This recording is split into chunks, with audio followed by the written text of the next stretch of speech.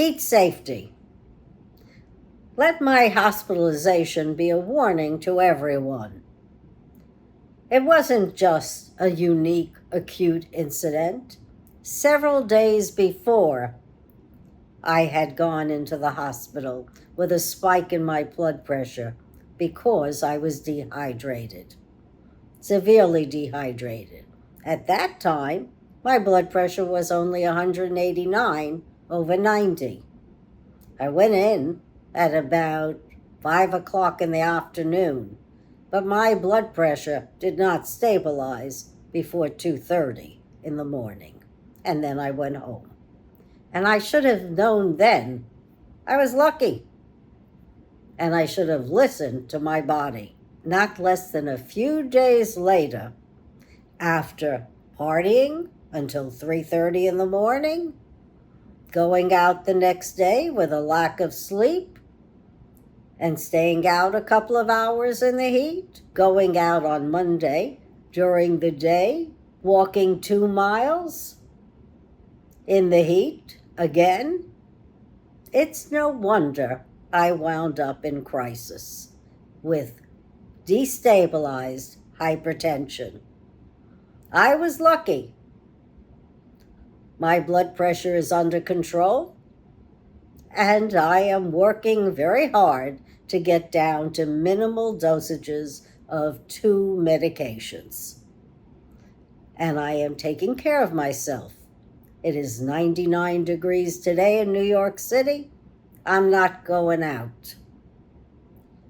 And after I've read The Guardian about the 175,000 deaths to heat last year, I'm definitely not going out.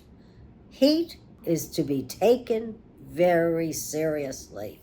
You gotta hydrate. You gotta take it easy. As one friend said, she's Ubering it back and forth to wherever she has to go. People who can't afford Uber, well, they're taking public transportation. But you've got to keep water with you at all times and make sure you're hydrated. As we go through the next few months, El Nino is said to be coming our way. We've got to be careful.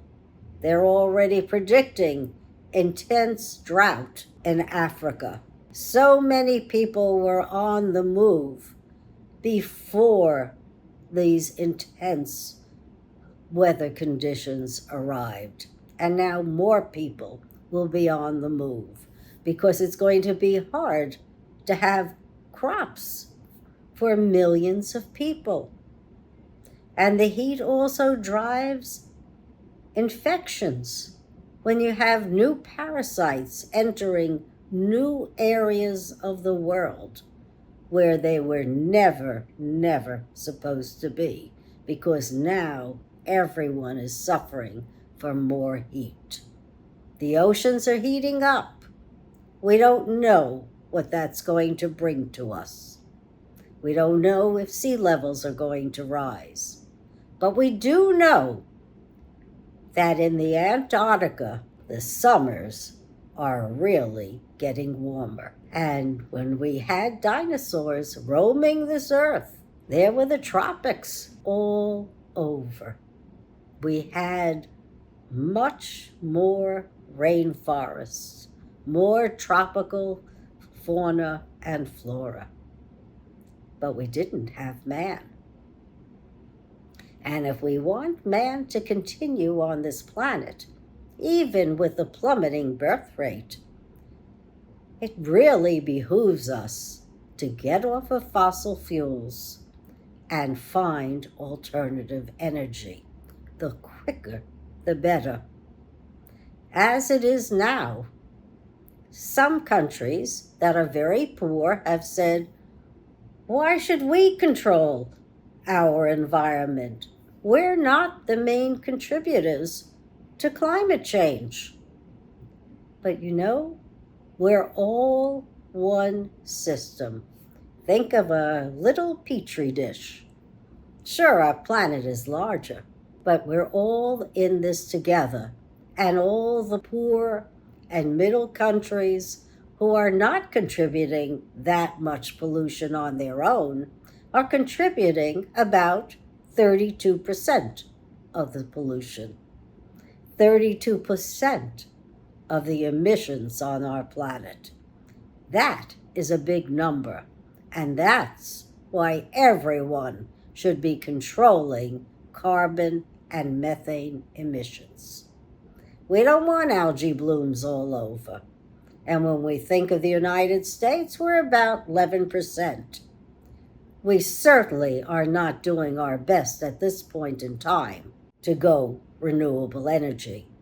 However, China is still 31%, and they are installing gigawatts of renewable energy, and they haven't stopped being the number one emitter yet. So they've got a long way to go, and then we've got India.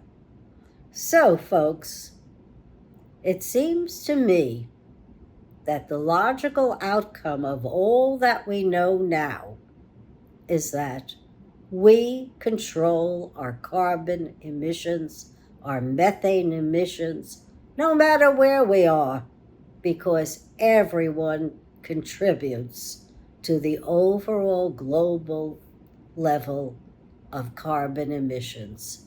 And the quicker we reverse what we're doing, the healthier we're going to all be.